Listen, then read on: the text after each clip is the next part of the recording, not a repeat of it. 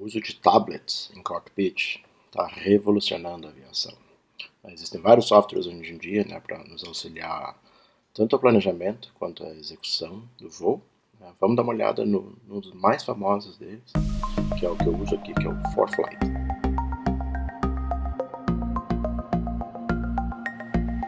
E aí pessoal, tudo bem? Então vamos bater um papo sobre o ForeFlight, que é o software que eu uso aqui para planejamento e também utilizo nos voos.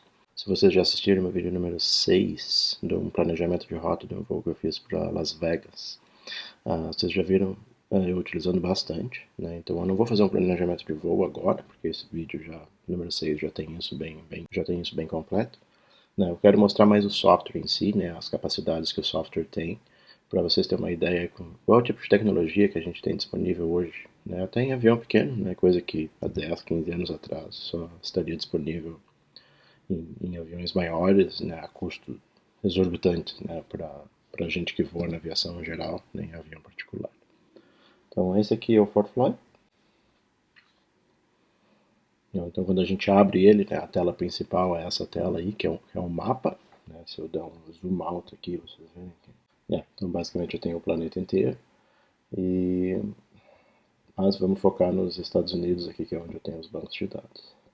Né? Então eu tenho várias funcionalidades no mapa, onde eu habilito e desabilito, por exemplo, espaço aéreo, né, que eu posso habilitar e desabilitar, né, informações sobre os aeroportos, aerovias, né, VORs e tal. Né, enfim, coisas de terreno, né, eu posso desabilitar o terreno ou habilitar o terreno. E rodovias, né, então é bastante útil, né, eu tenho informações aqui de rodovias e tal. E, enfim, várias outras informações. Então, por exemplo, aqui no meu plano de voo, né, se eu criar, por exemplo, sei lá, um plano de voo de Hayward até Los Angeles, por exemplo, né, ele, enfim, traça a linha direitinho ali, aí eu posso, enfim, arrastar isso aqui, colocar, sei lá, para alguns outros lugares, passar por cima de Fresno, passar por cima de Modesto e tal, e isso vai construindo meu plano de voo. Eu posso tanto digitar ali ou arrastar e tal. Isso constrói meu plano de voo. Né? No vídeo número 6 eu vou bem mais em detalhes sobre isso. Mas o legal é que ele me mostra ali direitinho. E aí eu posso selecionar, né, qual é o avião que eu vou usar para fazer essa rota. Né? Eu tenho vários aviões aqui que eu voei ao longo da vida, então eles ficam cadastrados aqui. Né? O meu avião aqui, que é o Honda Delta, né, ele tem todos os perfis de performance e tal. Então, conforme eu coloco todos os dados do avião em termos de performance, como é que ele sobe, como é que ele desce, o próprio sistema faz todo o cálculo de performance e combustível para mim, que é muito bom. Então eu tenho vários perfis de performance, né? Eu posso ir com potência normal, que seria 75%, ou menos, ou 65%, enfim, ou eu posso definir um customizado, né? Se eu quiser fazer um voo diferente. Então, normalmente eu vou a 75%, a altitude que eu faria esse voo. Ele me sugere ali várias altitudes de acordo com o vento. Né? Então eu posso aqui escolher a altitude que eu quero voar. Então vamos supor que eu vou fazer esse voo visual a 9.500 pés. Né? E aí eu digo o horário que eu vou sair. Né? Vamos supor que seja, sei lá, às 17h45. E ali ele já me calcula ali, né? Na distância, né? Nessa rota que eu calculei vai ser de 315 milhas náuticas. Vou fazer esse voo em 2 horas e 12 minutos e tal, e vou chegar lá um pouco antes das 8 da noite. E o meu consumo de combustível vai ser em torno de 27 galões, com um vento de caldo de 4 nós. Se tivesse vento de proa, se eu reverter essa rota, né, reverse, vocês vão ver que vai demorar um pouco mais, né, 2 horas e 24 minutos, obviamente eu vou gastar mais combustível, e a razão disso é porque eu vou ter vento de proa, né, voltando. Então isso é super interessante, né, de fazer todo esse cálculo e tal. Né, principalmente numa rota maior, né, o sistema consegue fazer todo esse cálculo. Então, se eu for aqui no meu navlog, né, ele mostra ali todos os waypoints. Essa é uma rota super simples, então tem poucos, mas numa rota complexa ele mostraria o horário que eu vou passar em cada um dos waypoints. Né, o perfil da rota. Né, então a gente vê toda a minha subida, minha descida, né, essas coisas coloridinhas que a gente vê ali são o espaço aéreo. Né, então, enfim, isso é importante, né, para a gente ter noção de que a gente não vai entrar no espaço aéreo reservado, nada do tipo. E uma das coisas interessantes que o ForeFlight tem também, que é a questão 3D da rota, né? Onde eu consigo ver, né? Eu reverti a rota, então ela começa em Los Angeles, então eu consigo meio que fazer a minha rota aqui, né, no modelo 3D, o que é legal, se a gente estiver voando perto de terreno alto, né, a gente tem uma noção boa, né, de como é que a gente vai lidar com o terreno. Então aqui na chegada de Hayward mesmo, ó, a gente tem terreno, né? Então é legal da gente olhar ali, ó, no perfil de descida, ali onde é que o avião vai passar e tal, em relação ao terreno. O terreno aqui não é muito alto, mas se eu estou indo para um lugar onde tem muito terreno, enfim, é interessante de ver. Então, né, outra coisa que eu tenho aqui nos planejamentos de rota, eu posso selecionar os meus procedimentos, né? Então, por exemplo, eu estou partindo de Los Angeles, né? É um aeroporto que tem vários procedimentos, tem 23 procedimentos de partida, por exemplo. Então eu posso clicar ali e escolher um procedimento de partida. Se eu não sei qual, eu posso aqui ir no mapa e dar uma olhada.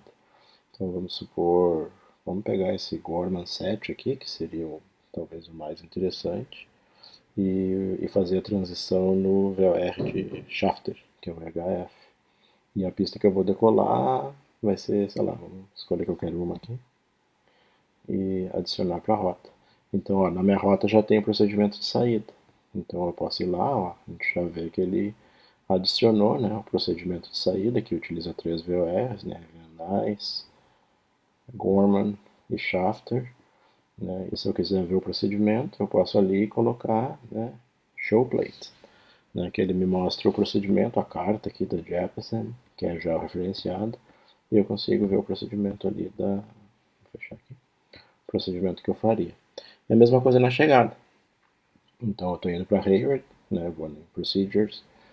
Hayward tem dois procedimentos de chegada, né, o Panoche 6 e o Char 1. Então nesse caso aqui eu voaria obviamente o Panoche 6 e a minha transição seria vindo de Gorman, né? Provavelmente vindo de Shafter seria Avenal. Então eu tenho que arrumar minha rota que está meio bagunçada. Mas, então enfim, vamos botar isso aqui, vamos deletar Modesto, vamos deletar Fresno. E agora a gente tem uma rota que faz sentido, né? Obviamente eu não voaria essa rota, estou só inventando uma aqui, mas mesma coisa, né? Eu fiz um procedimento de saída, fiz um procedimento de chegada. Então eu posso ver a carta aqui do meu procedimento de chegada, né? Show plate. Enfim, também já é referenciado ali e tal. Então eu consigo ver a carta aqui super bem. E aí depois do meu procedimento de chegada, o que normalmente a gente faz é um procedimento de aproximação. Então eu posso selecionar ali também, né? Que é o meu approach em Hayward, o que eu vou normalmente é esse RNAV, começando em Surnol, e adiciona para a rota ali. E ali ele, enfim, colocou o procedimento, né, e também a carta de chegada, né, a carta que eu vou usar para chegar. Então o mapa ele é super sofisticado, né, eu consigo mexer em várias coisas aqui no mapa, né, e ter cartas em cima do mapa e outros overlays e tal. Mas para a parte de rota, né, basicamente, se a gente está voando em FR, né, a gente tem uma partida, uma chegada e uma aproximação, e eu consigo ter todas essas cartas em cima do procedimento. Eu não gosto de usar a carta no mapa, né, eu prefiro utilizar a carta numa página da própria carta, mas essa é uma questão muito pessoal. Outra coisa super interessante do mapa é eu conseguir ter informações meteorológicas em cima do mapa. Então, se eu clicar aqui nesse campo aqui, ó, então tem uma série de informações aí que vocês podem ver de, de, de questões meteorológicas, por exemplo. Eu posso ver a questão de radar, né, do sistema de radar do país. Não está chovendo aqui, mas aqui para o sul está chovendo. Né? Então aqui, como eu estou em casa, isso está vindo pela internet. Se eu estivesse voando, isso pode vir ou dos satélites Sirius XM ou via DSB. Né? A infraestrutura DSB dos Estados Unidos ela também fornece gratuitamente informação de meteorologia digital, coisa que o Brasil está nem perto de ter, mas aqui já existe há vários anos e a gente consegue receber isso no cockpit em tempo real, quase em tempo real, né? Com alguns minutos de defasagem. E é gratuito, né? Basta a gente ter um receptor DSB que suporte em meteorologia. Então, por exemplo, eu consigo ter aqui radar, eu consigo ter satélite, né? Consigo ver onde é que estão as nuvens e tal, que é super bacana, principalmente para quem não é piloto por instrumento, né? Tem que se preocupar muito com nuvens. Né? E várias outras informações, né? Colorida, né? Para saber quais são as nuvens que são mais altas, mais propensas de ter tempestade e tal. questões de gelo, né? Principalmente para quem está voando IFR, eu coloco a altitude aqui que eu quero voar e ele me diz se eu tenho probabilidade de condições de gelo. Aqui no sul do estado eu tenho, né? A gente acabou de sair do inverno aqui, então a atmosfera mais alta continua abaixo de zero. Então, por exemplo, esse voo aqui eu já não faria, né? Se a 10 mil pés eu vou encontrar gelo, né, na região de Los Angeles, para mim já é no-go. Não, não faria esse voo, porque o meu avião não tem sistema de antigelo. Então não tem como eu fazer esse voo. Análise de superfície, né, onde é que estão as linhas isobáricas e tal, das frentes. Ó, a gente tem uma frente estacionária aqui, tem uma frente fria descendo no Golfo do México e tal. Então isso é bom, eu sempre olho isso nos meus briefings.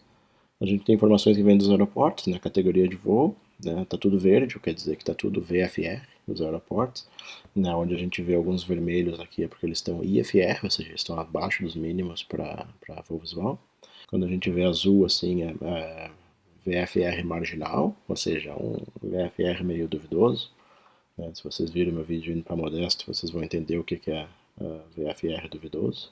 A gente tem vento em superfície, que é interessante, né? Se a gente está voando aí e não quer lidar com vento forte, então é bom a gente olhar na região toda ali, ó, que a gente está vendo aqui, ó, por exemplo, Tracy está com em torno de 15 nós de vento, né? Que é aquela barbinha, a barbinha mais comprida ela é 10 nós e a pequenininha é 5. Né? Então se eu clicar aqui eu vejo a observação, ó, o vento está variando de 7 a 14 nós, vento oeste. Ventos em altitude, winds aloft, então a mesma coisa, né? Eu posso colocar aqui a altitude que eu quero, né? Vamos supor que eu vou fazer o voo aí em torno de 12 mil pés. E aí eu consigo ver como é que está a atmosfera em termos de vento naquela altitude. Enfim, mais coisas aqui, as cartas, obviamente. A gente tem mapa de rua, né, que eu posso habilitar aqui, então ele me mostra ali, né, as ruas e tal.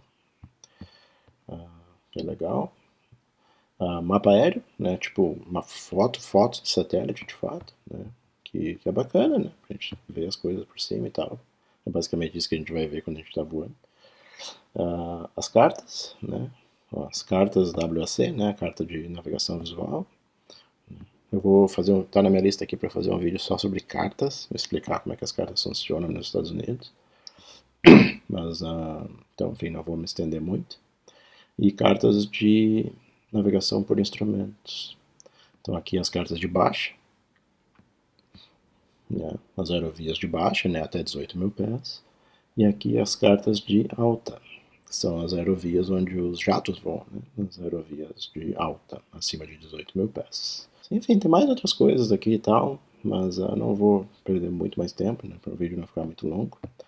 Então, esse é o mapa do ForeFlight, né? Super configurável, várias informações que eu consigo botar e tirar e tal. E eu posso ir habilitando, desabilitando isso ao longo do voo. Outra coisa interessante no mapa aqui é essa barra aqui de baixo, que ela é toda configurável, né? Onde eu posso configurar cada campo aqui, ó, eu posso escolher, né? Eu posso configurar eles do jeito que eu bem entendo, o que é super bacana, né? Então, geralmente eu tenho aqui coisas que são úteis, né, para o voo, enfim, isso a gente pode trocar, é bem pessoal, cada um vai configurar do seu próprio jeito aí. Então, saindo do mapa, indo para o primeiro ponto aqui embaixo, airports, né, que são os aeroportos. Eu consigo ter a minha lista de favoritos aqui, a minha lista de recentes, onde eu tive ultimamente. Vocês veem, eu já tive em tudo que é canto voando. E eu consigo ter um browse aqui por estado e cidade, né? Então eu posso ver aqui Califórnia e tal, e ver, enfim, né, todas as cidades que tem aeroporto. Tem muito aeroporto aqui, gente. E, enfim.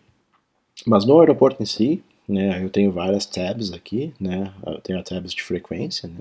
Controle de aproximação, NorCal, Clearance, né? E a frequência do ATIS, né? Do ATIS, 126.7. Todos os ATIS aqui nos Estados Unidos têm um telefone, que eu acho super, super, super útil. Né? A gente pode... Eu geralmente ligo, estou indo para o aeroporto, né? Eu já tenho no meu celular aqui, eu ligo para o ATIS e eu consigo escutar, né, o ATIS, ou o ATIS em português que se fala, né, pelo telefone. Todos os aeroportos do país têm isso. Tem a segunda tab aqui de meteorologia, onde eu tenho o meu METAR, né, 62 minutos, vai sair um agora. O TAF, né, a Hayward não tem TAF, então ele me mostra o mais próximo, que nesse caso aqui é o de Oakland. Enfim, o TAF todo decodificado ali, então né, não preciso perder tempo decodificando tudo, embora a gente seja obrigado a saber isso tudo. E os ventos em altitude, tanto vento e temperatura. né? Aqui eu consigo ver onde é que está o nível de congelamento, o freezing level, que hoje está em 10, em torno de 10 mil pés, mas eu consigo ver também os ventos, né, em altitude, em diferentes horários e tal. Então a questão de weather aqui, de meteorologia, né, bem completa. As pistas do aeroporto, né, esse aeroporto aqui tem duas pistas só. Então, se eu clicar numa pista que ele me mostra, né, qual é a pista favorável, que nesse caso aqui seria as 28, que está com 7 de vento de travessa e 11 de vento de proa. Então, me ajuda a escolher super rápido qual a pista usar. Os procedimentos, né, a parte de voo por instrumento, né, procedimento do aeroporto em si, né, o mapa do aeroporto, né, ou seja, a carta do próprio aeroporto, né, onde é que estão os FBOs, APP aqui que é onde eu estaciono, né, o espaço aéreo aqui do aeroporto e tal, carta de partida, não tem, a gente não tem procedimento de partida em Hayward, então aqui não tem nada. Vamos para outro aeroporto que tem aqui, São Francisco. Então, São Francisco, há vários procedimentos de partida, né. O último dia que eu fui para Londres, eu voei o Santana 2 aqui. Então, esse aqui, ó. Esse foi o que eu voei indo para Londres, algumas semanas atrás. Todos os procedimentos de chegada, né? A minha chegada aqui foi a Bodega 3, né? Quando eu cheguei de Londres, eu voei a Bodega 3. E todos os procedimentos de aproximação. Aí tem vários, ILS para todo lado, RNAV, RNP, enfim. Né?